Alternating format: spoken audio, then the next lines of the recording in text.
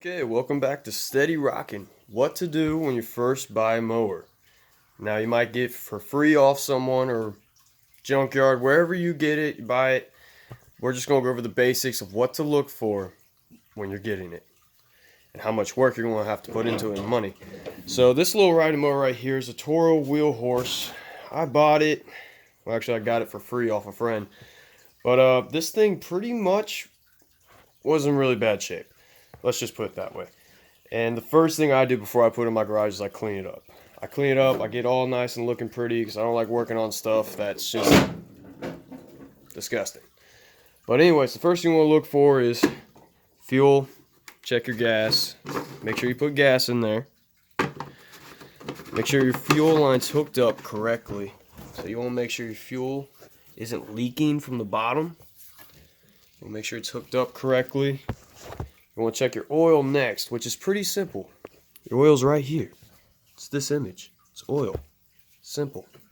So you'll take it out, wipe it off, and then you'll check it.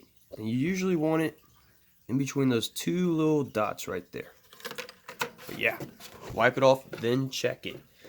And the next thing you want to make sure is your starter's hooked up right. Okay, so this is your little starter right here. This will sling up, catch them gears, and start her up for you. You want to make sure it's just hooked up right and your wiring. Now, I know that might seem confusing for a lot of new people getting riding mowers, but we'll go over some easier stuff now. So, our next things that we kind of want to look at is a lot of them don't come with a battery, and when they do come with a battery, it's not good. It's just a piece of crap battery. So, you just want to make sure your batteries, or at least there's a battery place for your battery, and make sure you got a battery in there. If you do, always ask the owner if it runs or anything you can get off them to learn about it.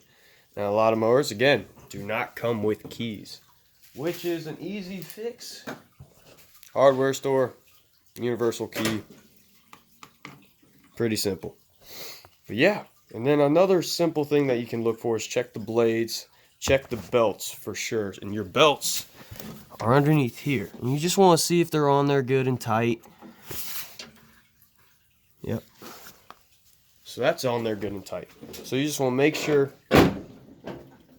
belts, fuel, oil, key, battery. Now, when you go to start it, and let's say it does nothing, maybe a couple ticking, your solenoid, which is located right underneath your battery, and it's attached usually right back here.